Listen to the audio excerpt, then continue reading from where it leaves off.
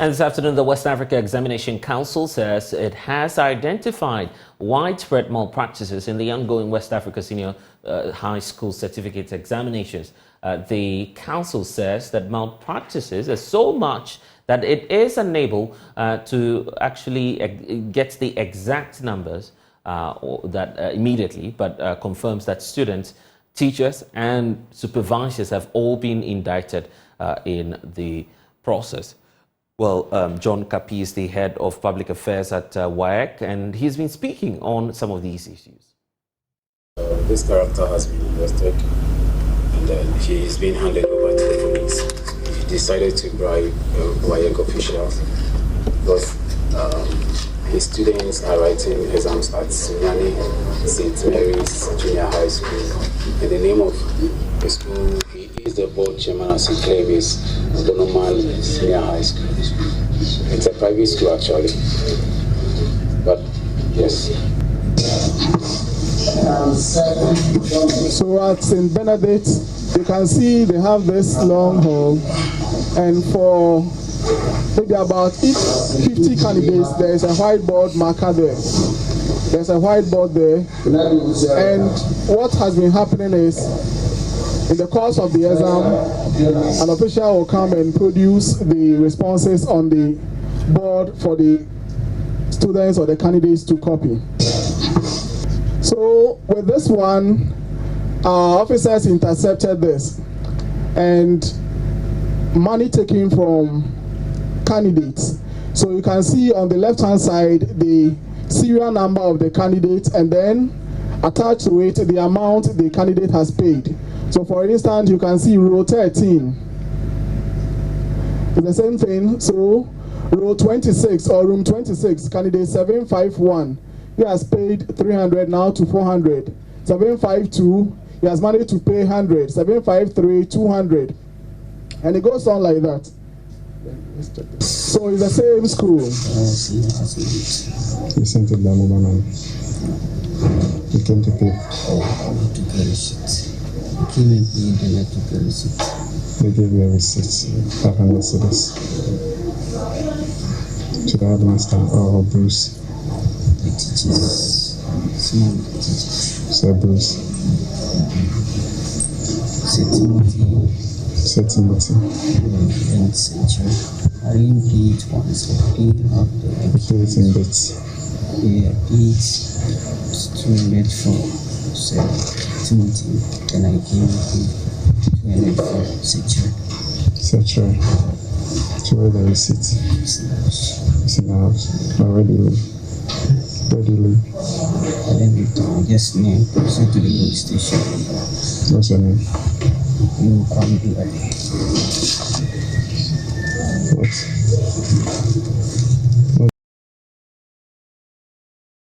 Okay, so the pieces of evidence that WAEC is relying on to put out that public statement indicating that it is becoming overwhelming when it comes to matters relating to exam malpractice. So what's the council seeking to do about this? Joining us via Zoom now is John Kapi, the Director of Public Affairs for the West Africa Examination Council, joining us now. Thank you, sir, for spending some time with us. Dr. Peter Antipati is an educationist as well with the Institute for Education. That is IFES joining us also in this conversation. So let's start off with you, John Kapi, since you addressed the press and of course your council has outlined some of the challenges you're having with the exam. This is not the first time, obviously, and we must state that on record. But how bad is the situation as we speak? Thank you and good afternoon to your listeners. I think that basically the trend is getting a little more complicated and it's more widespread than it used to be. There are a lot more schools involved and a lot more teachers and candidates who are desperate to assist each other in this exercise. The extent to which this is bad is the fact that we have evidence of monies having been collected from these candidates, ranging between 500 cedis and 1,000 cedis, with the promise to assist them in the examination hall. And so this is the trend that the level of malpractice has taken. And we know that you're built to take some action on the ones that you've uncovered. Let's talk about these institutions and what you actually intend to do with them. Well, for the institutions, we have earmarked scrutiny of their scripts. That is to say, when the marking is done, we'd want to do further scrutiny to ascertain the level of irregularity that they have. We also look at their location, and if it is possible to move the center from where it is to a safer location, we will do that. And for some of them, if, for example, for the private schools, we may choose to derecognize them if the evidence pointing to irregularity is overwhelming. And when it comes to, the authorities, obviously Ghana Education Service will come into the picture. The Ministry of Education will come into the picture. What's the level of collaboration taking place now, just to nip this in the bud, to put an end to it, by the way? Right. So we are supposed to work directly in collaboration with the Ghana Education Service because the teachers in the field are supposed to be employees of the Ghana Education Service. We have so far reported these cases to the Director General Ghana Education Service, so they are very much aware. We are compiling a list of examination officials, teachers, supervisors who are in the employment of the Ghana Education Service, and this list will be handed over to them, and we expect that they will take disciplinary action against these teachers. Dr. Anti, the point about finding a lasting solution to this whole issue of exam malpractice. I recall that at some point the Ministry of Education, it was WAEC actually, indicating to us that as part of the security features, cameras might be introduced into the examination hall. Lots of consideration, and yet all we see year by year is that cases of malpractice will still happen. How do we safeguard the integrity of the exercise? Thank you very much, and good afternoon to your viewers. I'm not surprised because I felt that the focus of WAEC and most of us, even in the education space, have been to deal with pre-examination malpractices. So we were so much focused on the leakage of papers. That is why over the years you see us talk a lot more about this paper has leaked, and so on and so forth. And WAEC has taken steps to try to minimize that particular malpractice. But what we forgot, or what we did not pay much attention to, was the fact that there is also during exams malpractice, which happens within the examination center. And this is very prevalent, especially when it's got to do with marketability of a school, the bragging right of a school, and so on and so forth. Teachers, students, school authorities want the schools, the students to pass so that they can use that, especially with the private schools, to boost their rankings in the country. And that is what we are experiencing now. How do we deal with this? I think that there can be so many ways that we can look at it. That's my friend there from WAEC is talking about. But first and foremost, I think that we need a broader policy-wise directive in terms of this kind of malpractices that has been happening. And we have said a long time that we should look at the value of the certificates that we issue at the end of SSS education. And I say this because there's a lot of pressure on it. I've said that when students complete school and they cannot progress in their life in terms of everything, whether they are entering the world of work or they are entering any kind of education, they cannot progress because they couldn't pass a particular subject. This kind of pressure will come on the certificate. So we need a broader policy directive on how do we separate the fact that somebody has completed 14 years of education in Ghana. And I say 14 years of education because I'm talking about from KG or even class 1 up to SHS 3, and that is 14 years. And the only way that a person can progress in life is the ability of that particular student to pass the WASI examination. That is very, very problematic. And I think that we need to address that challenge. When you're able to water down the value of the certificate in terms of the ability of the student to progress after he or she has written this particular exams, I think we will be able to deal with some of these things, and then add all the other suggestions and ideas that have come into play to ensure that the practice is minimized. But for me, the first thing we need to do, which is a broader policy thing, and it's even beyond WAEC, is to ensure that there should be something to note that someone has finished his education, at least a pre-tertiary education in Ghana, and then the WAEC examination can also be the WAEC certificate can also be issued to a student who wants to pursue further studies. That would water down the pressure on this particular certificate that the students are getting. Because if you sit for WASI and you don't pass, you have to sit for remedials till you pass before you can progress. No employer will pick you or employ you. At the same time, you cannot enter any tertiary institution in Ghana. So everybody would want to pass. Parents would want their wards to pass. Teachers would want their students to pass. And students themselves want to pass because they don't want to feel stagnant in their life. And that is what is causing this. John Kapi, what are the common, forms of malpractices that you've uncovered this year? Are they different from the traits that you keep finding from the previous years? Because the reason for which I'm asking this is that the indication from the press conference is at least one school has as many as 8 mobile phones seized. These are some of the reports we are hearing of. So what forms are these malpractices taking this time around? Yeah, so as Doc indicated, there are people who want to have bragging rights, and so they would want to market their schools. In one school, that's a private school, for example, we picked 86 phones just at one sitting. Now, not 80. 86, yeah. 86, yeah. Now, so the trend now is that the websites that used to post question papers before the commencement of the examinations are not able to do so because they don't have access to anything. Now, per our reports from our investigators, it's that they are asking the candidates now to go in with their phones so that post-opening of the parcels, snapshots will be taken, and then answers will be prepared and sent to them by whatever means that they can. Basically, WhatsApp and then the Telegram pages, So snapshots being taken, sent out, answers prepared, and sent back to the candidates by WhatsApp.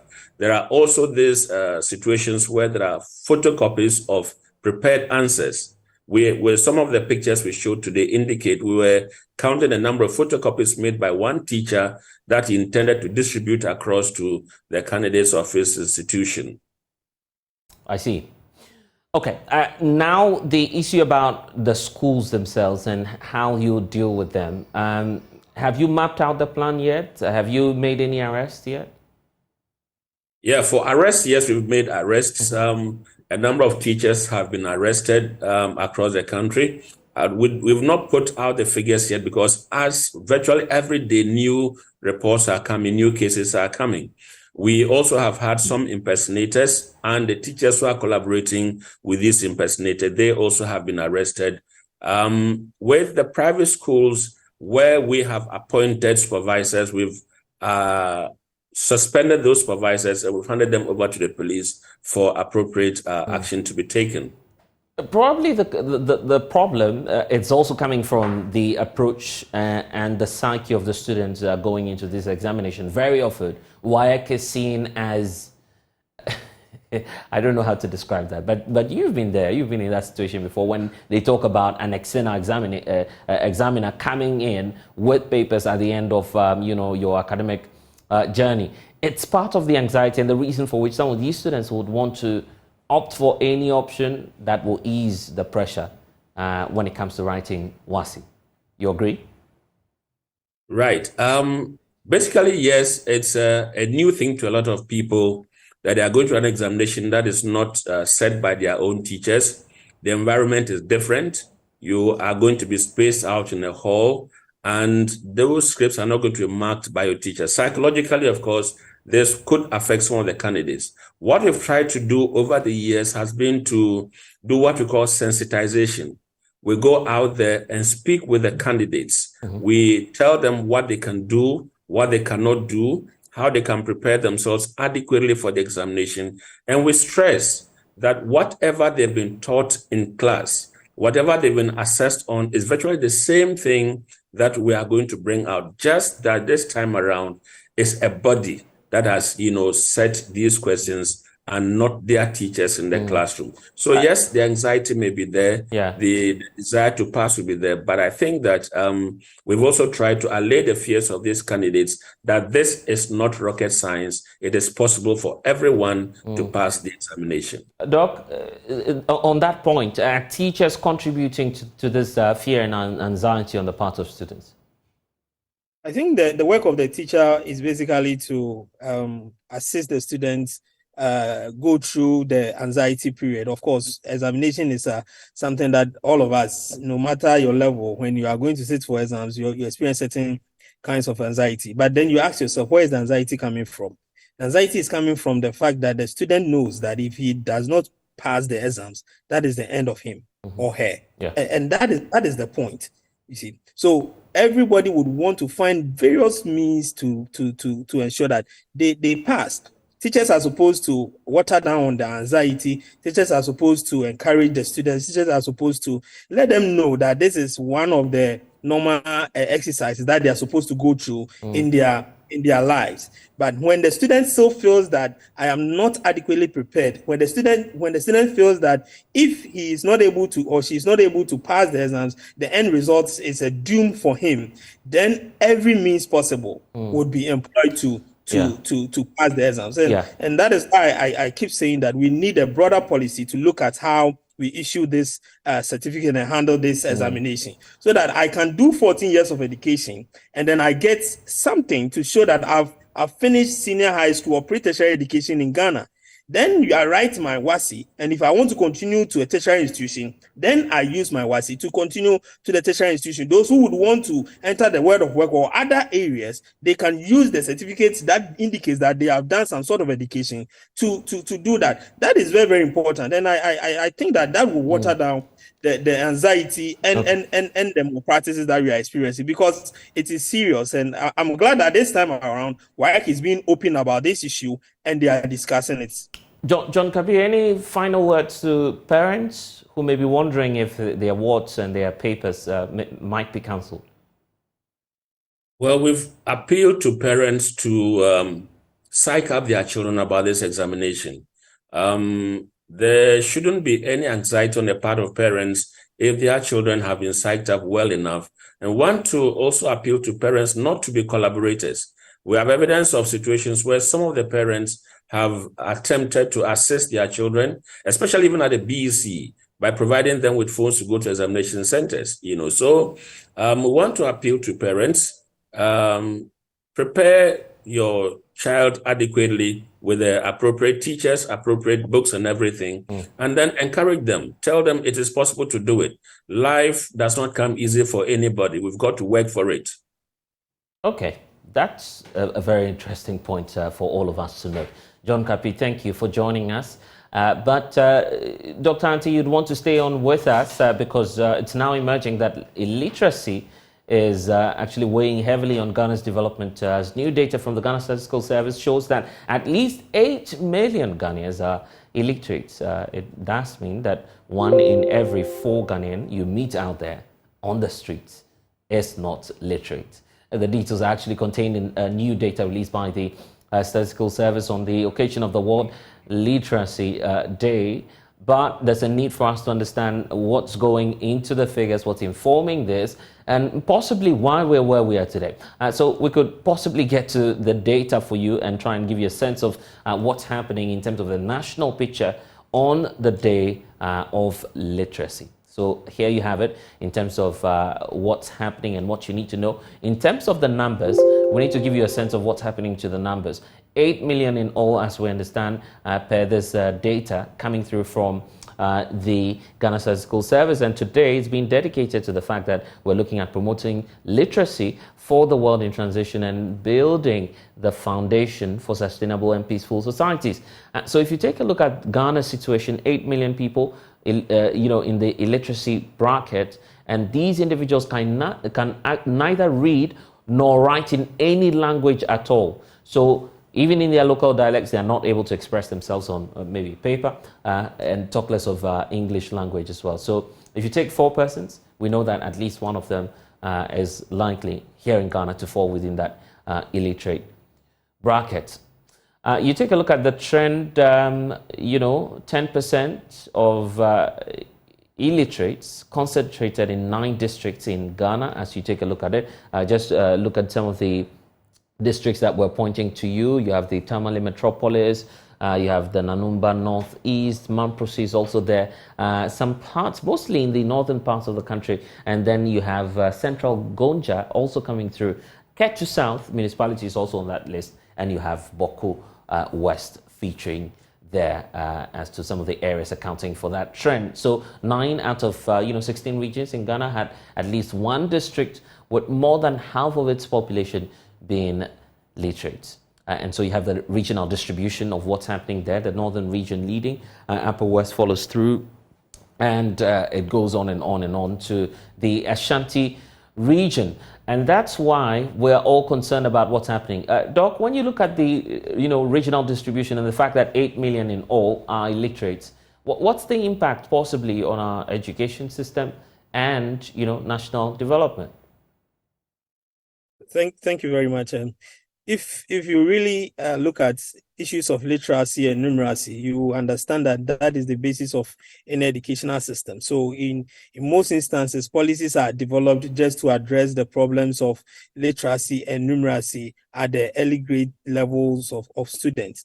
So it's interesting that a lot of us in the country, that is 1 out of 4 people, seems or is illiterate. It means that the person cannot read or write in any language, and that is damning.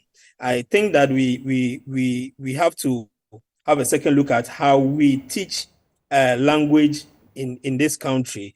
I think we also have to look at our general language policy and the attention that we are giving to even comprehensive education, what we used to call the non-formal education, because these are avenues that we use to match up with those who have not been able to pick up the level of literacy that they need to get. Because if someone goes through, you see, the assumption is that if someone goes through primary school and the person enters junior high school and then finally ends in the senior high school, the assumption is that that person has got some level of literacy and numeracy skills. But in most instances, that is not the case. So the only way that we try to avert these discrepancies is the introduction of comprehensive education, where the person is taken through what we used to call the non-formal education system. But as we look at it now, you would notice that particular aspect of our educational system seems not to be so functional, and as a result of that, it will be difficult for us to even take a second look at how we'll be able to improve on the literacy. And this has a potential of affecting the overall education in the country, because you want people to be able to read and write. In terms of our development, if people cannot read and write, nothing can be done. Because you see, one, you would notice that if you have now we are doing, if you see something, say something from the national security. There are adverts that are being shown to sensitize people about various issues. If people cannot read and write about some of these things, it means that the end result of the reason why we are doing these things would never be achieved. And that is why, for me, I think that we need to have a strategy to address this high level of illiteracy in our society. What policy options should the likes of the education ministry be considering?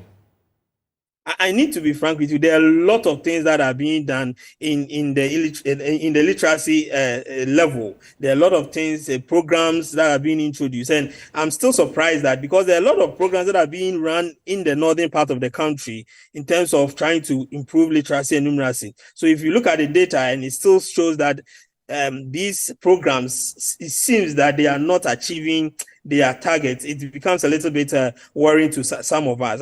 I think one we need to evaluate the programs and the policies that we have implemented to improve literacy. We need to evaluate and see which ones are working and which ones are not working, and then how we'll be able to adjust to ensure that we achieve the set objectives of that. Apart from that, I think that we need to now revisit the issue of non-formal education and comprehensive education in the sector. We need to make sure that we increase their budget allocation and then equip their instructors to be able to now offer some kind of literacy skills to the students that enroll. I think we also need to embark on more media campaigns about literacy. We need to ensure that we can use the various media platforms, the traditional media, social media, whether through radio stations or through television stations. We need to design programs to meet the literacy aspirations of the country. I think these are various ways that we can adopt to ensure that we improve the level of literacy. And hopefully by the next time that we do this kind of exercise, we will see a reduction in the number. It's instructive to note that this is not just about the English language. Yes, that is the point I'm making. It's about all the languages that is being spoken in Ghana. And if you do the kind of work that I do, and you walk through various schools and you go and you see the way that even those who are supposed to be masters of the language that they are supposed to use as a form of instruction are struggling to use it, then you would understand that we have a long way to go. And I think that when we adopt multiple measures using the media, improving on the non-formal education system, at the same time ensuring that teachers that teach various local languages are equipped adequately.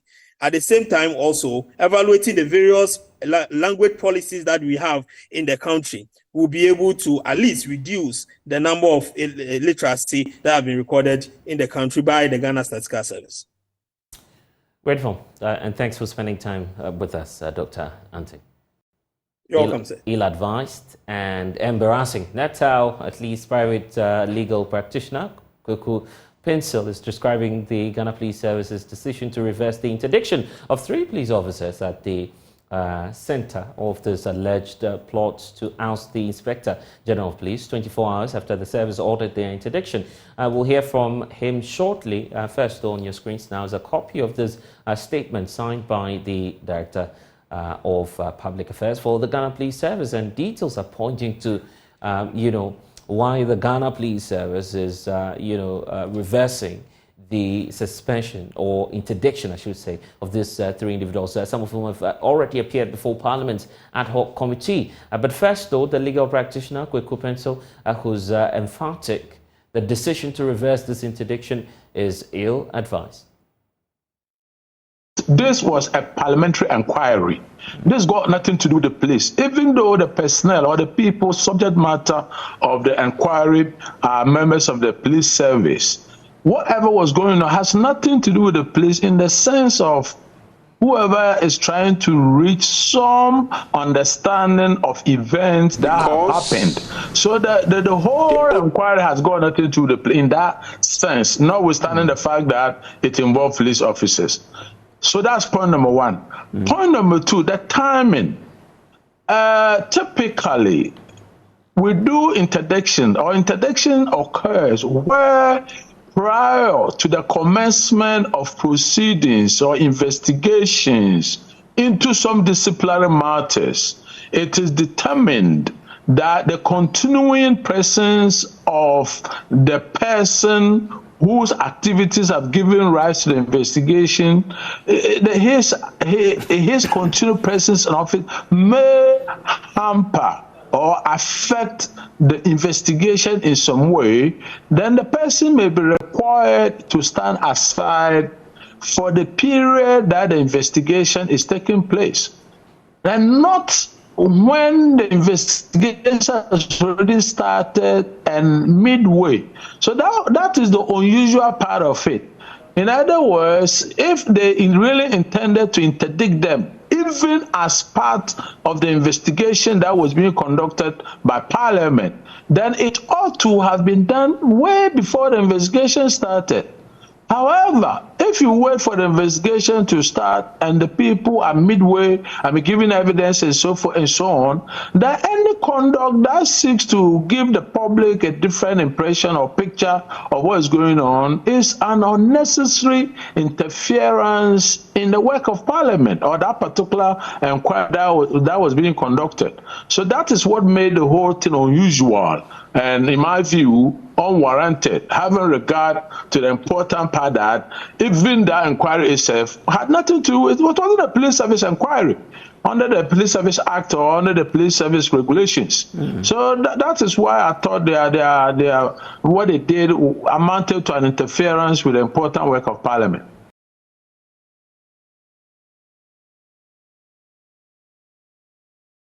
The question on the lips of many is why the sudden reversal? Well, for Superintendent George Asare and his lawyers, they suspect the decision to suspend the interdiction of the police officers is to shield the IGP from also being interdicted as he makes an appearance before Parliament's ad hoc committee. Listen.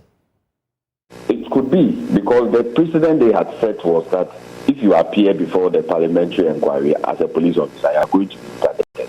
So if the IGP is appearing before the committee, it means that he has set the roadmap that he would have to step aside. That is what it actually meant. So it's a way of he also circumventing his own rules. So because of that, let's suspend the interdict. Because I think they ought to have known right from day one. This tape was released over a month ago. I'm sure the police got copies of the tape. They never thought of interdicting them and conducting investigation. It's only when Parliament began its work, and even that nothing happened until names began, the witnesses began to mention some names, then they decided to interdict them. You understand? Because clearly it's an afterthought. The interdiction was an afterthought. Nobody is saying that the police service cannot institute their own disciplinary action against their staff. No, nobody is saying that. Our client is a law-abiding citizen. He's ready to conform with all the legal steps that have been provided by law.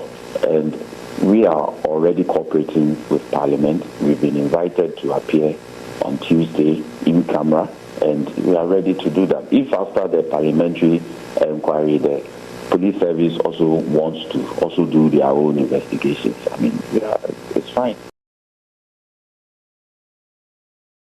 Let's get on Zoom now. Dr. Adam Bona is a security analyst joining us now. A lot unfolding in the last 24 hours. We've seen some videos also circulating on social media. How does that inform the way forward into this whole scandal?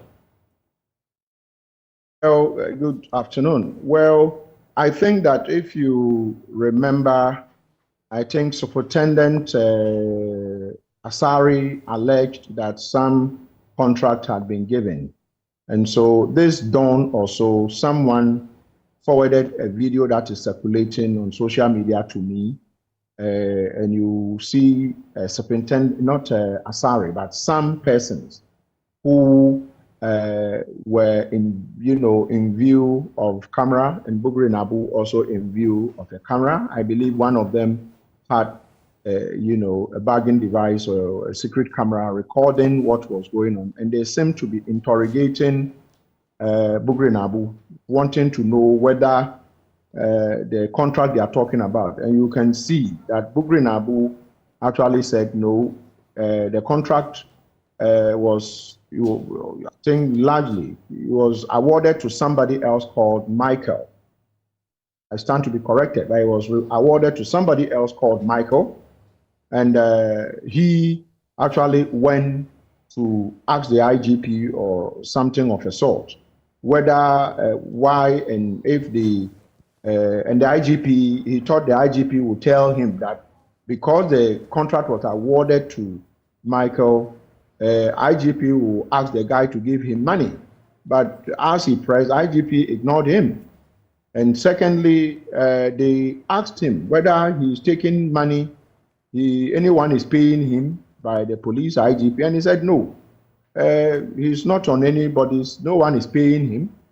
No one has paid him anything.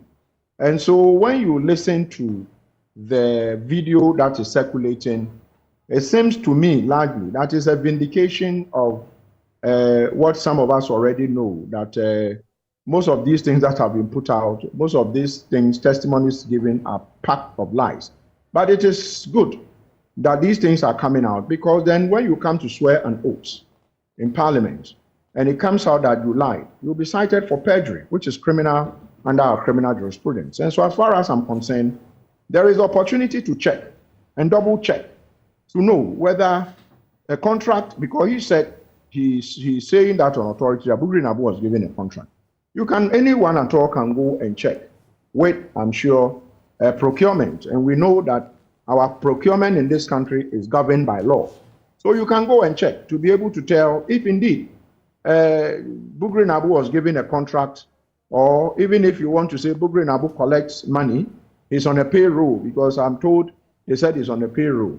If indeed he's on a payroll, we all know that government workers or payroll would mean that you are paid, and there should be evidence. We can't just throw information out there and say, oh, the person is collecting, has been paid, and you don't have any shred of evidence to suggest that this person is taking money from, what do you call it, ABCD. And so as far as I'm concerned, these are wild allegations that must be substantiated. The committee or whoever is investigating, this is very simple. They can always investigate, because these things, when you do them, they are documented. When you pay, you are paid. Someone is on your payroll. I run businesses, and my workers are paid monthly. So if my workers are paid monthly, and you want to come and check that, do I pay my workers? I pay my taxes.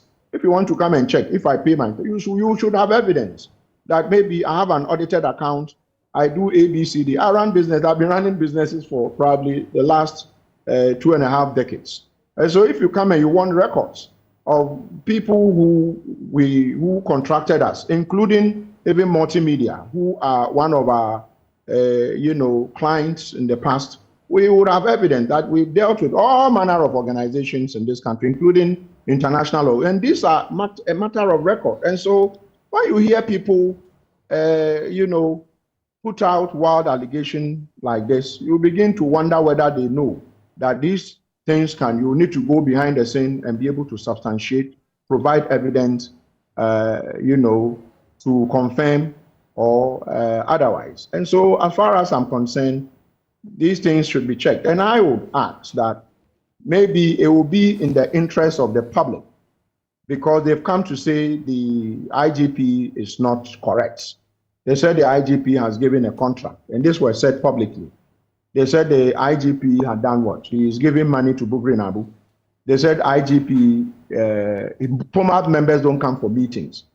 You cannot go and meet IGP behind closed doors and ask him to answer to these questions when these allegations have been peddled or have been put out there. You want him to come and show you and ask him questions under oath to say what they are saying is true or what they are saying is not true. So I would go with those who are saying that. Give him the opportunity.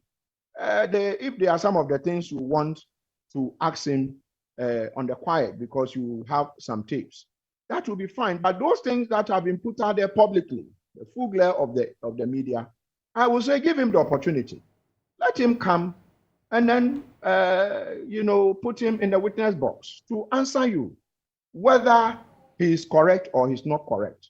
If he says I'm not correct, you ask him, why are you not correct as an IGP? If he says I am correct, you ask him, what makes you correct? What have you done since you became IGP? What are you doing? But if you ask me, I will tell you that change makers usually go through these things. Those who try to bring in hard change would go through these things. As far as I'm concerned, these are disgruntled people who wanted to break the eights by scheming to subvert the will of the people by saying, give me the position of IGP and I'll break the eight for you. And that is what they went out there to do, which we have it on tape. They can't deny it. Is this not prejudicing perhaps the outcome of what it is that the ad hoc committee may decide?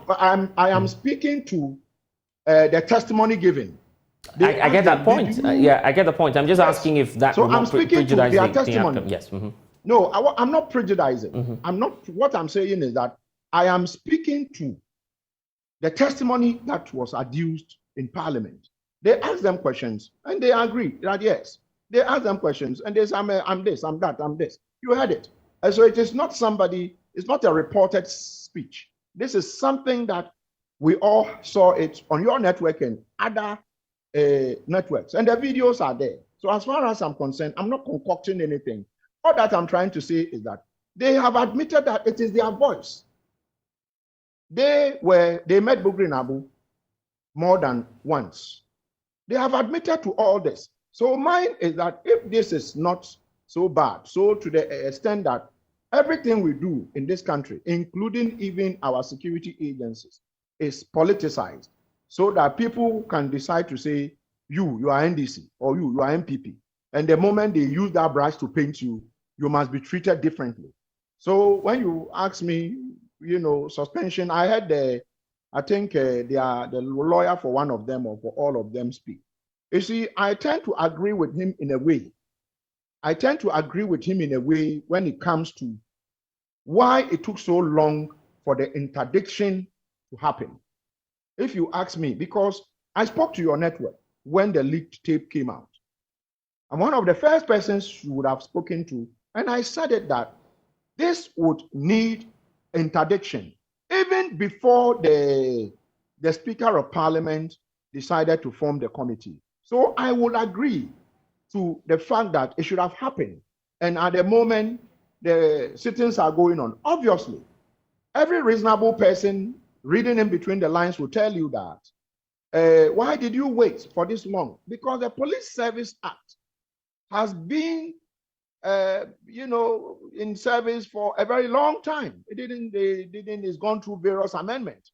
But the portions that talk about major crimes and major offenses and minor offenses and whatever, a major offense is indulging yourself in political controversies.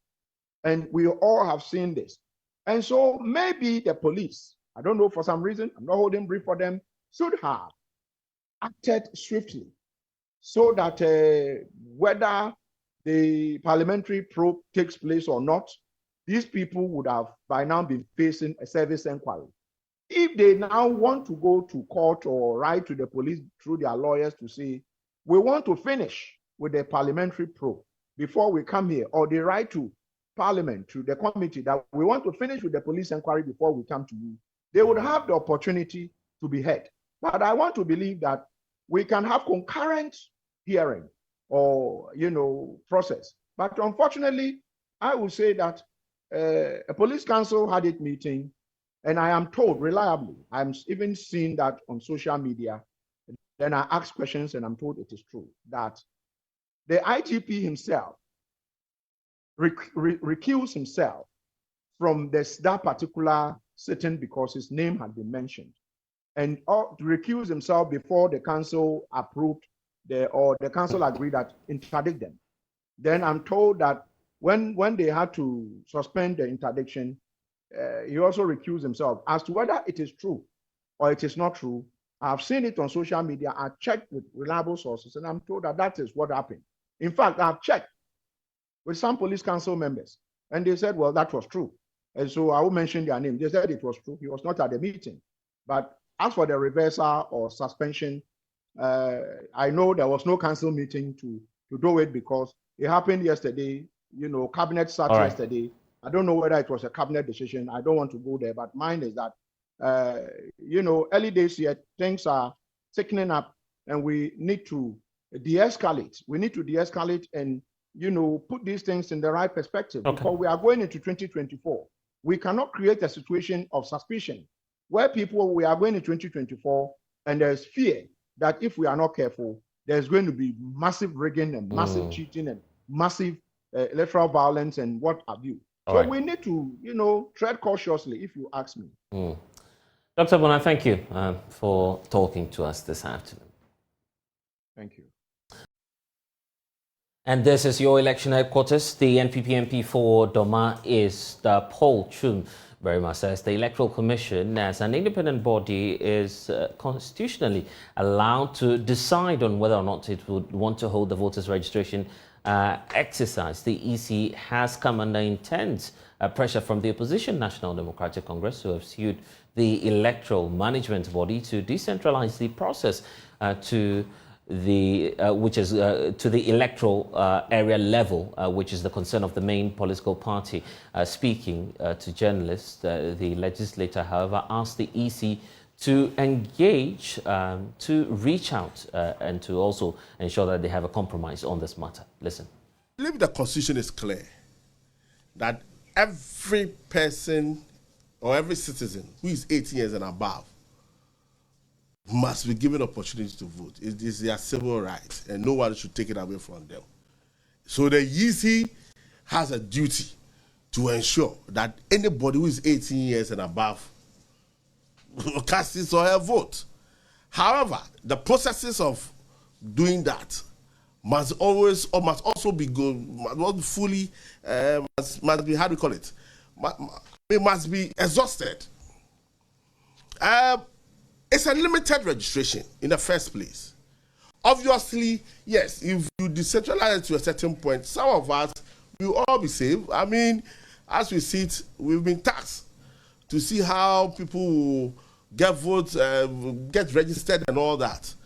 But also, don't forget, as a citizen, you also have a duty to know, to make sure that you are registered.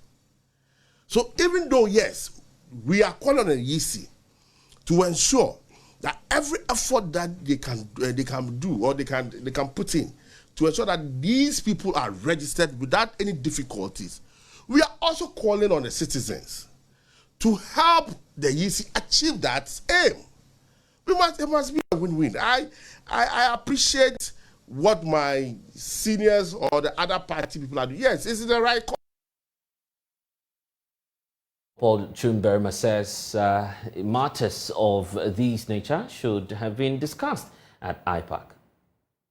That's why we have IPAC.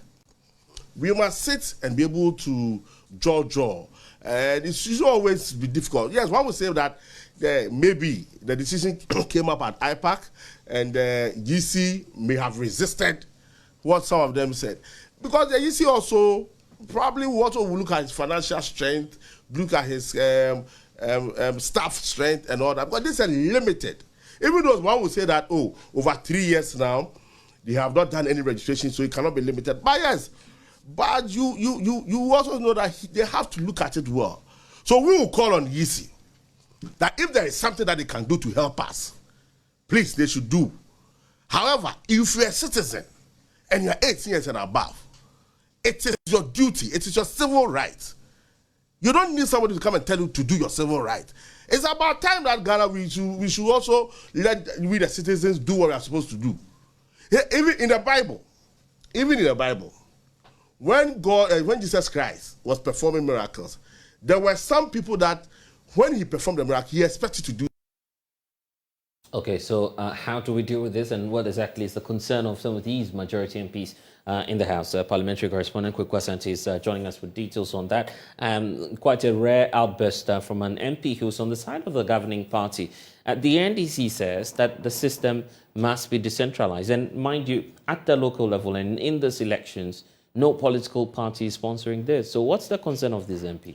In fact, if you look at this MP and the concerns he's expressing, his belief is that the Electoral Commission, although having the powers to be able to decide specifically where to hold these registrations, they must also take into consideration the bigger concerns that the public has expressed. We already know that yesterday, the NDC and 4 other political parties filed an action in the Supreme Court seeking an order to compel the Electoral Commission to decentralize this process to the electoral area level. That matter has not been heard yet. In fact, a date has not even been set, and we expect that Monday, the Chief Justice, upon her return from some official duties, will set the date.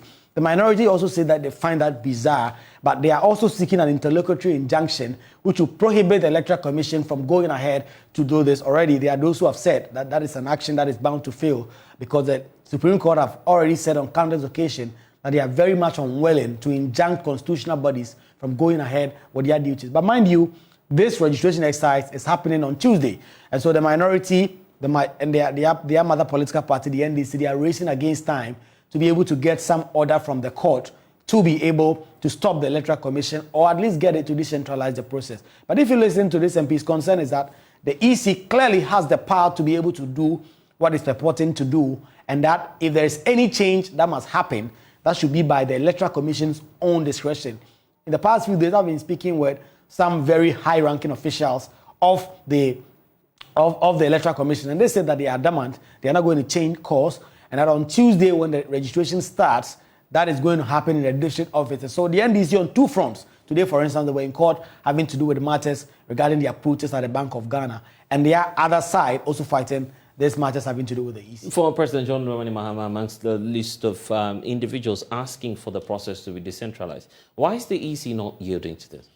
I think a part of it mainly has to do with budgetary constraints. The Electoral Commission, although has not publicly admitted that that is the concern, but the insider information some of us are getting is that the Electoral Commission may be struggling in terms of its ability to raise enough revenue to be able to do that. There are more than 9,000 polling stations and electoral areas across the country. That means that the Electoral Commission would have to double personnel, they would have to double equipment, and then they have to quite triple the amount of money they are going to spend on that. And so that is one big issue that the EC is binging its guns on. The other point has to do with the EC's insistence that this is a limited voter registration and not the wholesale voter registration where people can go and register. This is just open for people who turned 18 since 2019, the last time that there was a limited voter registration exercise. And so they believe that these persons should be able to turn up in the offices of the EC to register. But that is the sticking point. The Electoral Commission says they'll continue, they are going to go ahead. We want to see if the Supreme Court will first injunct it or whether or not they will give any ruling that will suggest that the Electoral Commission must decentralize this process. And some are also insinuating that this might be a payback time for the EC, given what the NDC has been doing with the CI regarding reforms ahead of the 2024 elections. Exactly. In fact, one of the reasons why this voter registration exercise has delayed this much is because the Electoral Commission was hoping that Parliament would approve its constitutional instrument, the proposed CI, that would have made the Ghana card the sole identity document. The EC hasn't gotten that. And so if you look at this registration exercise that is going to happen, persons who don't have the Ghana card can rely on the guarantee of 2 persons to be able to register, although for a person to guarantee, you cannot guarantee for more than 10 persons. Those are the concerns. And so the Electoral Commission is clearly going ahead with this with one point in mind, that it may be payback time to the minority. Because ordinarily, some negotiations would have taken place. We understand that the Electoral Commission wanted to try and negotiate its way around this. They didn't get that because even the majority had already sold something to the minority and gotten a buy-in, and all of them signing onto a document to do that. So it appears the minority will have to keep on, because today, for instance, they were in court. They didn't get so much of a good victory having to do with their Bank of Ghana protest that they want to get into. But this one is also something that they are following closely, because the ability of more persons to register hinges on this NDC's ability to win 2024 election. And that is why they are really much on this. There's the question about the status of the CI itself and what Parliament intends to do with the bill going forward, or the instrument going forward. So the CI is currently undergoing what is called the pre-laying stage. So what is happening is that leadership on both sides are discussing the ideas having to do with the CI. But as of now, both sides have already picked their position. Initially, the majority supported the Electoral Commission to make the Ghana card the sole identity document. But later on, you recall that government wanted to introduce some 3 taxes, and they were struggling to get their numbers on the floor. And so they went into some alliance with the minority that help us pass these taxes, and then we can support you in your opposition to the ECCI. So on the day they passed the taxes, they came together and did what is called the Committee of the Whole, and then put together a report signed by the Speaker of Parliament himself that recommended to the Electoral Commission that if you want this CI to go through in Parliament, then you would have to amend the part that having to do with the Ghana card being the sole identity document. Introduce the guarantor system. The EC, as we know now, say that that's not something that they are going to consider at all. And so the CI is at a standstill. It is not moving through the stages in Parliament. The NDC's case in court, what are the major reliefs at this moment? So there's a major order that they are seeking, that the Supreme Court must order the Electoral Commission to decentralize the process to the electoral area level.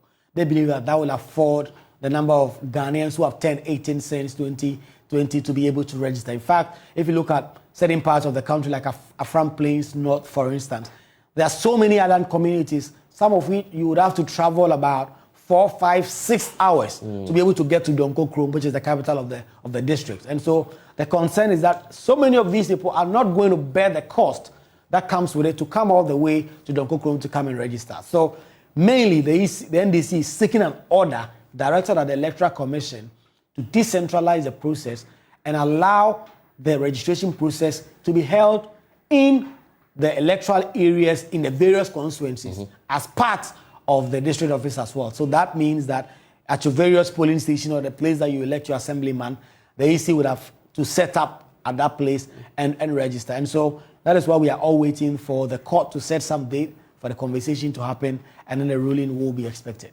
And if we're to take a look at the deadline and the timeline for the elections itself, there are fears that these concerns may not have been addressed at the time of the election. Definitely. In fact, if you look at the registration exercise that's about to happen, that will happen next week, Tuesday. If the court process does not get through before then, and the EC starts the process and ends it, what will be the utility of any court order anyway in the first place? So that's the first point. There's also the district level elections, which is coming up in December, 19 December to be specific. And the minority have been insisting that the EC needs to get some of these things in place before that election. And without them, the EC may struggle to hold that election. The EC, on the other hand, has said that they needed a CI to be able to organize this new election. The CI has been at a standstill for some time now. So it appears the Electoral Commission would have to rely on the existing CI, which they have been seeking to amend to organize that election and to continue doing what it's going to do. But what we foresee is that the majority at some point may bow to political pressure and cave in regarding their agreement with the majority. Because mind you, all the EC needs to do is to lay the CI, to give it to the majority leader, to lay it on the days, and it's late. In 21 days, if Parliament is not able to get 2/3 support to annul that CI, the CI would have matured into law. And so all the majority need to do is to say that now we've withdrawn our support for the minority. Once the CI is laid, the NDC cannot on its own get 173 MPs to vote to reject the CI. But that will also be detrimental to the majority side, knowing yes, that there are some compromises. that clearly means that they would have to hope that in the future they get their numbers on the floor every time there's any crucial vote to be taken. And getting into 2024, you can be rest assured that there are a lot crucial business that are going to come in from the government. In 2024, maybe government may wish to do a lot of projects or take loans to do projects that will inure to its benefit in the 2024 election. And if they come to the floor, the minority are in opposition, they will struggle. When is Parliament resuming, and what's likely to happen to the CI from the Electoral Commission? So Parliament is expected to resume somewhere third week of October, and we expect that when that comes, the CI, the EC will make another push. I'm sure within this break, they're having conversations with the leadership of the House to try and see if they can reach a compromise. But I believe that what is attracting the attention of the minority now, aside the voter registration exercise, as well as the CI, is the concerns having to do with the Bank of Ghana governor and his deputies. We know that they've been in court. Today again, they were in court. The police had sued them, seeking to restrain them from going ahead with the protest that was originally scheduled for last Tuesday, which has also been moved now to Tuesday. Today at 2 p.m., there was expected to be a meeting between the minority and the police hierarchy. That meeting has also been called off now. So clearly, the minority fighting a lot of battles on all fronts. They are hoping that next week, Tuesday, they will be able to protest and demand that the Bank of Ghana governor resign. The sticking point is that they have a disagreement with the police as to whether or not they can picket at the Bank of Ghana premises, which the police say is a security zone. They will not be allowed to do so. The minority say even the White House, even the Flagstaff are supposed to march there sometimes. So what are you talking about when you say we cannot march to the Bank of Ghana head office? So that is, it appears the minority in Parliament is focused on that battle now, out of the bigger battles that will come when House resume, whilst leaving this matter having to do with the ECCI and the voter registration to its mother party, the NDC. Thank you for giving us the latest from Parliament. And that's Kweku Asante giving us all you need to know about the concerns by the opposition NDC on the limited registration exercise. Contractors of the Ghana Highways Authority have finally arrived at the Accra Toll Plaza on the Tema motorway to commence remedial works on the damaged toll booths there. After almost 2 years of neglect, the Highway Authority gave the assurance 24 hours ago of plans that it will clear 3 of the 8 booths there to enhance free flow of traffic and also to avert any form of further crashes on the stretch. This follows separate accidents that occurred Sunday, September 3rd, which led to the death of at least 1 person, leaving 4 others injured. Speaking to Joy News, Director of Safety and Environment at the Ghana Highways Authority, Joseph Achu Amajaka, indicated that remedial works, which will cost the taxpayer some 1 million cedis, is expected to last for about 2 weeks. Carlos Kaloni has been interacting with him. Officials of the Ghana Highways Authority were here and gave us the assurance that today they would be here to commence their remedial works. Indeed, we are here at the Accra toll booth, and I have with me the Director in charge of Environment and Safety at the Ghana Highways Authority to tell us whether the work is actually starting today or not. All right, so we see you here today. Tell us, are we seeing work today? What are we supposed to see today here? Yes, today, principally, we are here to introduce the contractor to the site, give him possession of the site, and to show him what he needs to do. So tomorrow we will see the real activity. We will start real works tomorrow. But by this afternoon, we'll be mobilizing resources to the site for commencement of the works tomorrow. This particular contractor you've brought to the site, what is it coming to do? Yes, what we need most now is lightning, especially for the contractor who will be doing demolition works to work in the night. So principally, they are street light contractors. So they are here to install the street lighting facilities to enhance visibility at night, and also to afford the contractor who will be doing the demolition works visibility in the night to undertake his work. So we anticipate that within 1 week, they should be able to fix the solar-powered street lights, both at the Accra end and then the Tema end. And then once they are finished, then the main contractor will be doing the demolition, will move in and then start his work. So we anticipate that within 1 week plus, at least we should get the work done for people to be able to use this facility in safety and efficiently. So we are looking at maximum 2 weeks? 2 weeks. But it could be less. It could be less. If they are able to expedite the works, then the contractor is going to do the main works. I think within 2 or 3 days, he should be able to demolish the concrete facilities and slash some part of the canopy. And then, so the understanding is that we have 2 contractors that are coming to work on this project. One is coming to fix the street light, and the other is coming to do the actual demolition of the work. How much is it costing us to do all of this thing? Just a little bit over 1 million Ghana cedis, and that takes care of the 1 million. It covers both the demolition works and the solar, the street lighting. So it's just a minor work. It's not major work that we are doing. It's just a minor work. Okay, so beyond this work, after the 2 weeks, what is the next plan for the motorway? The next plan is to also tackle the lightning along the rest of the motorway, and then also the design of the upgrading of the motorway from a 2-lane drag carriageway to 3-lane drag carriageway with interchanges at various points to facilitate interconnectivity. So we think that before the year ends, we should be able to finish works on maybe the design, and then thereafter there will be procurement, and then once the contractor is procured, then we'll see major activities in the course of next year. What is the immediate plan for the potholes? The potholes, I think plans are far advanced. Procurement measures have been initiated for selection of a competent contractor to come and fix the potholes. So I think before this month ends, we will see some activity to address all the potholes and make sure that we provide the road users with a smooth and safe road facility. All right, so that is the Director of Safety and Environment at the Ghana Highways Authority giving us those updates. We also have the contractor who is actually coming to commence the lighting work at this particular spot to share some details with us. So we understand you are the contractor coming to work. Give us your name. I'm Engineer Clenham from Prefos. All right, so what is the work? What are you actually coming to do here? Share with us. Okay, so right now we want to understand part of the usage of where our scope of work will fall. So you can see us from the beginning, we took some measurement. That is the emergency shoulder of the road. And right after the shoulder, we understand there will not be any utility there, so we can actually install our street lights there. So realistically, if we will start work, we'll start work tomorrow, but the installation team will be on site to mark out the pole positions. So we see you are here, but we don't see any vehicle or equipment that you are coming to work with. Why so?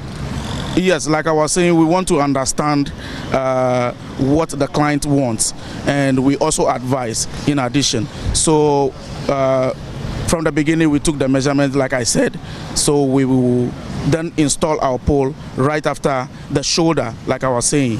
So that is why we are not here with any equipment now. Now we are now going to our drawing board. Our installation team will be on site to mark out again. Tomorrow they will be on site to start excavation.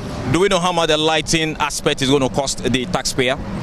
Well, for now, the works department is the team working on the cost of that particular aspect. We, the engineers, just do the bill of quantities, and then we take it from the works department to start work. So the understanding is that two contractors are actually going to be working on this project, and that of Terma. The first contractor is coming to install street lights here to ensure that there is higher visibility for the main contractor, who is actually coming to also work and cut off some of these things to be able to work in the night. So the first contractor will be working within some days, 4 days to 5 days. He will install a street light. Then the second contractor will come.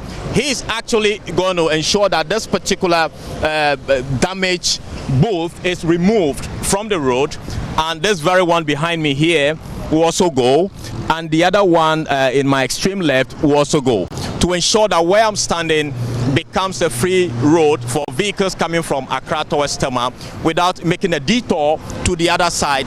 Then they can go straight to Tema. Reporting from the Accra toll booth here, my name is Carlos Caloni for Joy News. Take you now to the Volta region, because the personnel at the Ghana Immigration Services Niva Sector Command in the Volta region have intercepted 80 slabs of 80 parcels of substances suspected to be Indian hemp. The alleged hemp was intercepted at Tikwi, which borders Togo in the whole municipality, with the suspected content concealed in sacks. Ivy Setoji has the rest of the story.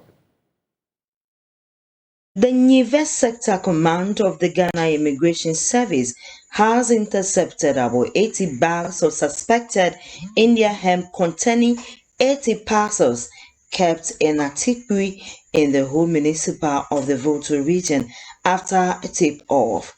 The Nive Sector Commander ACI Alhaji Abdullahi Zakaria, in an interview with Joy News, narrated where the parcels of India hemp were kept. We acted based on intel. We had an intel that the goods suspected to be Indian hemp were lodged at a particular place at Atike near the clinic. So we quickly mobilized our men, did it with Ghana Revenue Authority, that is Customs Division, and deployed them to the area. We got there, secured the grounds, and went searching, and actually got the goods that were kept in 2 separate rooms. So what we did was to immediately convey the goods to the border post for safekeeping, and that is what we have actually done. ACI Alhaji Abdullahi Zakaria called for collaboration between the public and immigration in order to clamp down the menace. Collaboration, we need their collaboration. This is a national security issue. Drug peddling is a serious crime, and we need collaboration of the citizen so that we'll be able to arrest the perpetrators of this crime. And also we would like to plead with them, when they get the information, they should be ready to share it with us, and this could save our society, our children. The acting Volta Regional Commander, Assistant Commissioner of Immigration, ACI Noah Ahomka Yeboah, who also used the opportunity to tour other sectors of immigration in the region, commended the men at Nive for the good job done over the past years and urged them to do more. What I would say is that the men have done a yeoman's job. And this area or this sector, the Nive sector, which goes through Shia, Tikpi, and Ojukope, and others, right, they have consistently performed in terms of intersections. If you look at their records from 2021, there have been series of intersections involving narcotics, but this is the largest of it all, because we have had 2,000 plus slaps. This one, giving the estimate that in each slap you are going to have roughly about 80. About 80 times 80, that's 64,000. We are looking at, give and take, 64,000. That's huge. And if this is what is happening in the community, we can only say we can only encourage our officers to do more. The communication from the CG is to tell them that he appreciates what they are doing and they should keep doing it, and that they will extend every support that there is for them to do the work that they are charged to do. The suspects are on the run, and the command is still investigating the issue to bring the suspects to book. Ivy Satoji, Joy News, Nive. North British High Commissioner to Ghana, Harry Thompson, has lauded Ghana's Parliament for amending the Criminal Offences Act, which will stop the public from engaging in witchcraft accusations. The British High Commissioner indicated her outfit will continue to support initiatives that will stop the abuse of women and also guarantee the rights of the vulnerable groups in the northeast region. She was addressing inmates of the Gambanga Witches Camp at Gambaga as part of her official visit to the region. The British High Commissioner arrived in the region in the company of high-value officers at the Commission. Madam Harrieta's arrival in the region coincided with a flood disaster that killed 8 people and destroyed several properties. The High Commissioner was also in the region at a time of increasing concerns about the threat from violent extremists and other security concerns owing to the recent repatriation of some Burkinabe nationals in the region and the escalation of violence in Boko. Her first port of call was the office of the regional minister at the regional coordinating directorate in the capital, Nalergu. The regional minister and his senior staff at the RCC received the commissioner and her delegation. It's an honor to have a person of your caliber taking time off your heavy schedules to call on the people of the Northeast region. But just to let you know that this is quite a very young region with a lot of challenges in our pursuit for development. It is because of those challenges that the people and the chiefs ask for the region, so that if we decentralize power closer to the people, we may be able to better prosecute our development agenda. A PowerPoint address of the situational report of the region was then presented to the commissioner and her delegation. The commissioner, while explaining the reason for the visit, extended her condolences to the victims of the recent flood disaster. I'm sorry to be coming at such a difficult time for this region. My heartfelt condolences, those of my staff, my team as well, on the loss that you have experienced as a result of the recent floods, the loss of life, course, but also the loss of livelihoods. From the coordinating directorate, the regional minister led the High Commissioner to the Palace of the Traditional Authority in line with the established protocols. Her Excellency, after being welcomed by the Nairi and his elders, said her visit to the region was among others to ensure maximum impact of their work across human and economic development, peace, security and stability. We recognize that the northern regions of Ghana experience more difficult, more challenging human development outcomes and less economic development than the rest of Ghana. She added that her visit was in line with her responsibilities to strengthen and move forward the relationship between Ghana and Great Britain. As the High Commissioner to Ghana from the UK, my responsibility is to strengthen that relationship still further and to move it into the future. For me to be able to do that properly, I need to understand the whole of the country, not just sit in Accra and think that Accra is Ghana. The overlord, Nabohaga Abdullahi Mahamud Shariga, expressed his gratitude for the visit, but also acknowledged and praised the warm relationship between the two nations. The Nairi, however, made several requests for assistance, including scholarship program for students in his jurisdiction and relief items for victims of the recent flooding in the region. The High Commissioner's visit to the region also came as police are investigating the killing of a 60-year-old woman in connection with witchcraft accusations in the Yunyu Naswani district. From the Nairi, the High Commissioner ended her visit at the Gambaga witches camp, where she interacted with and donated food items to the inmates. We want to make it clear to Your Excellency.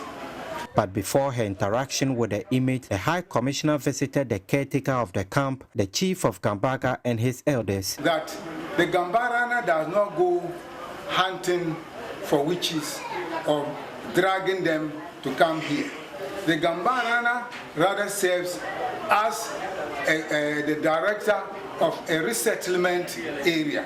So this is a resettlement camp and not a witch camp. The palace, however, called for adequate education and sensitization before the passage of the bill. Nobody is against the law, but we know that there may be certain consequences behind it unless there is an in-depth education that will extend to the rural areas. Otherwise, in fear that when they declare anybody a witch, they will be arrested and maybe be sentenced. They may lynch them without the knowledge of anybody. The High Commissioner, speaking to the inmates, said her office will continue to work with local partners to ensure their rights and dignity were respected. We are happy that this law has been approved by Parliament that will stop people from being accused of witchcraft, because we don't want other people to be treated the way that some of you have been treated. Human rights are as important as anybody else's human rights. And so we will continue to work with Somtaba and with other people in Ghana who are supporting you to make sure that those human rights are respected and those of your children and your children's children. Ilyas Sutanko from Nalirgo for Joy News. And now the Veterinary Office for Kwewu West has confirmed the outbreak of the African swine fever in the municipality. A local farmer there has lost almost 600 of his pigs worth 2.2 million Ghana cedis to this outbreak. According to the Veterinary Office, although the disease doesn't pose threats to humans, it spreads rapidly. The affected farmer, Dr. Kwesi Owusu, is worried that the situation could erode economic gains of farmers in the municipality if not contained quickly. Recently, we had some issues in our farms, and after a test was carried out in Accra, they find out that swine fever, African swine fever, this is the case that we have here. Up to date, we have over 530 pigs and piglets that have already died. Now we have only 20 piglets left in the farm. Now I don't know what to do. All what I'm trying to do is to wait until the system will be clear up. I think the doctors have been coming here, the vets are here, and the directors are here. So we are waiting for them to tell us the way forward. Yes, I don't want to give up because, you know, I know that so many people have been going through such situation. But me, you know, I'll continue. Only if I get some support from various places, I know that will help me to continue the farmers. Now, when you look at the pig industry in Ghana, we lack a lot of meat. So if I give up, it will be difficult. So I cannot give up. The money right now, I can calculate that if I sell them, even each one, if I sell each one for even 3,000 or 2,500, I have lost more than 2.5 or 2.2 million Ghana cedis. Still on the story, the Municipal Veterinary Director, Dr. Mark Owusu, is advising farmers to report any symptoms or for swift action. Recorded the African swine fever outbreak on the 28th of August. So we are still on it. In the district, now we are at Akobo Farms and we've lost more than 500 pigs to the outbreak. The farmers, we are advising all of them to be patient and do not allow any new pig to come to your farm. Do not move your pigs. Do not sell the pigs within Kwawu West. We are organizing a seminar for the farmers. So we put them through all the do's and don'ts. But for now, they should all calm down. The situation is under control. Consumers of pigs, yeah, the virus does not affect human beings. So consumers of pigs are safe. Yeah, just that the farms that are affected, we don't want the pig meat to go outside due to the spread. It's not infectious to human, but it spreads so quickly, and when it gets to your farm, it will clear all your pigs within weeks. Okay. So we want to stop that economic loss. Even though it's not zoonotic, we are looking out for the economic losses.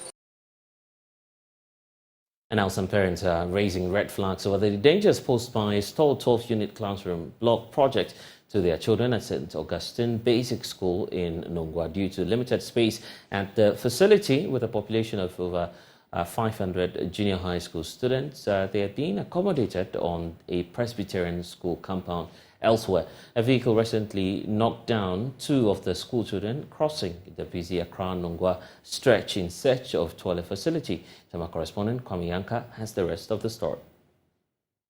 We recorded the case of the African swine fever in Kwawu West. And in fact, it's a big blow to us in the sense that our farmer, Dr. Kwesi Usu, has lost in excess of 500 pigs to this virus. Though it's not harmful, it is not zoonotic, it is something we need to manage in order to contain it. And also, he was a nominee. The St. Augustine Basic School 12-unit classroom block project in Nungwa started about 8 years ago under the then Lejokuku Krowo Assembly to replace the existing structure at the time over safety concerns as well as growing population. However, due to split of Lejokuku Krowo municipality into Lejokuku and Krowo municipalities around 2018, it says to have affected the pace of the project. Junior high school students of the school are accommodated at the Presbyterian school compound at Nungwa Mami. Past students and parent Sandra Otu, in an interview with Joy News, shares how she is alarmed anytime the child leaves home for school. He's currently here, but he has to cross the road to the other place because now the JHS are sharing with the Presby school. It's not safe because last time he came home and to give us complaint about his two mates being knocked down by a vehicle because of they have to live here to the other side. And coming here today, I'm sad because when I was here, we have access to the toilet facilities and all that. Some pupils are pleading with authorities that be to do the needful. The school have no toilet. We have no toilet. Either when the teacher is teaching, we lose the teaching.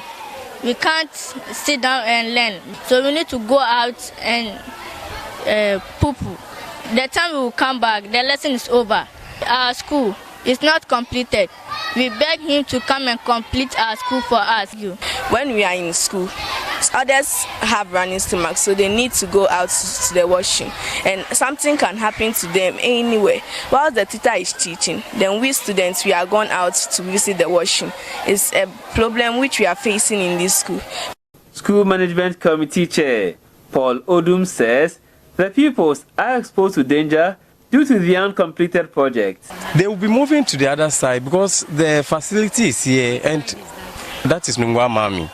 That's where the school is. And because of this balustrade, we can't accommodate the P6 kids here. But it will be very risky to leave this balustrade here. If you can see them here, you can't leave the open space like this for these kids. And we don't want any risk or accident. And Presby too, they also need their building. So that's the reason why we want to maintain the case here as we are entering into the next academic year. Assembly member for Nkpo electoral area, Labaran Abdullahi Osman, who doubles as the Social Services Committee Chair at Krowo Municipal Assembly, says several steps have been taken for the completion of the building. tracing the document has become an issue.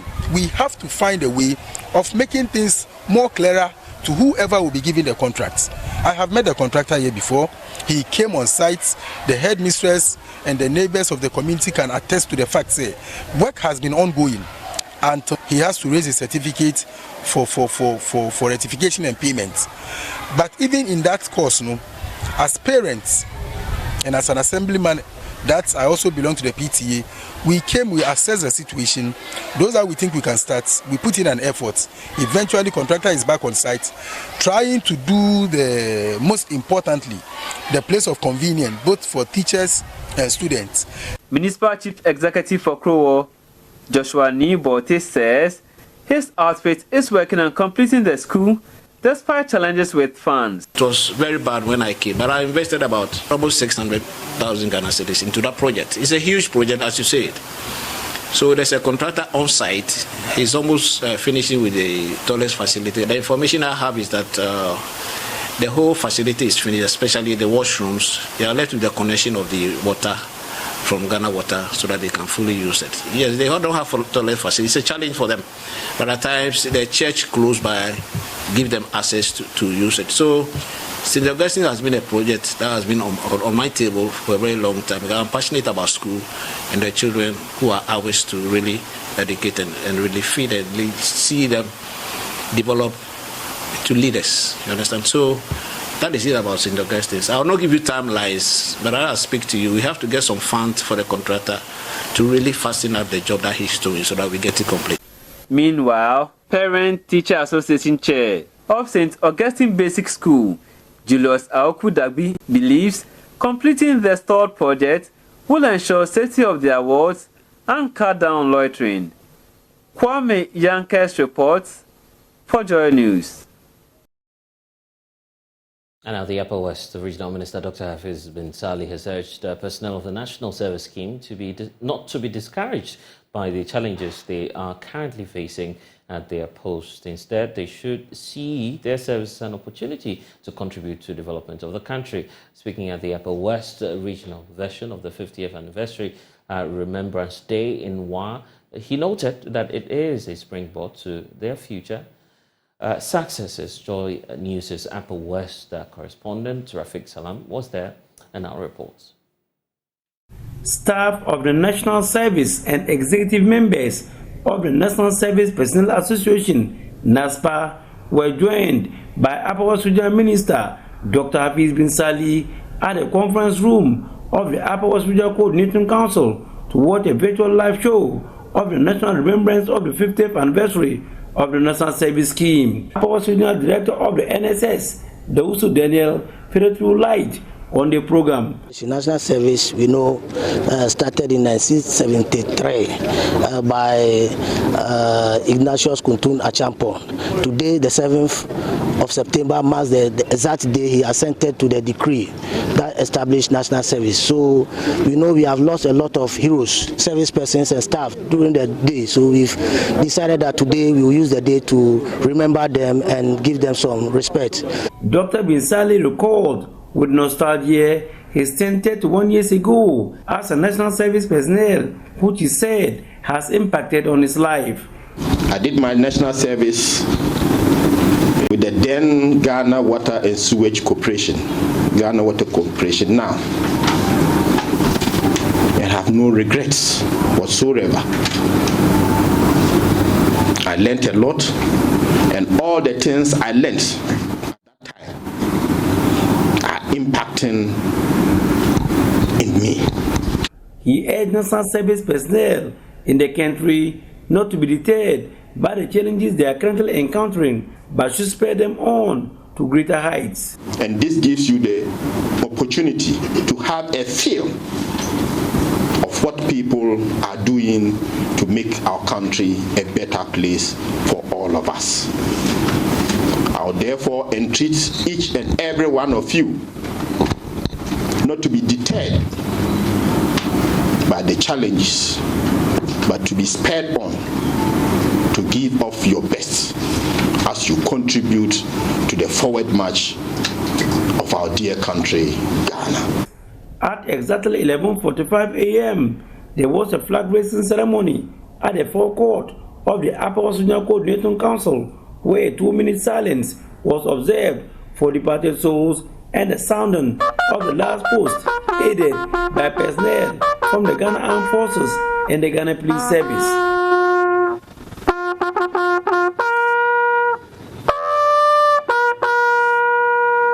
Some executives of NASPA shared their thoughts about the day. Today is worth remembering because it's to remember all the past NSPs who are dead currently, and today is really a memorable day for us. Thank you. Are you proud to be a national service personnel? And tell me why. I'm very proud to be a national service personnel because I'm serving the country, that is Ghana. So it's good that we also maybe also go through history. Also know the people that have contributed their quota to support national service. So I think it's a very good initiative that they have given to us. Though they thank the government for the increase in the monthly allowance, they believe it is peanut that can hold both body and soul together. 559 is actually too small. When you take 559, you go to the market. It will surprise you that you only buy some few tubers of yam and then tomatoes. So it will be good they actually increase it. We heard they've increased it to 715, but then also the 715 have not come yet. It is something we are actually expecting, and we are praying that they send it to us. Reporting for Dwayne News, Rafik Salam. Wow.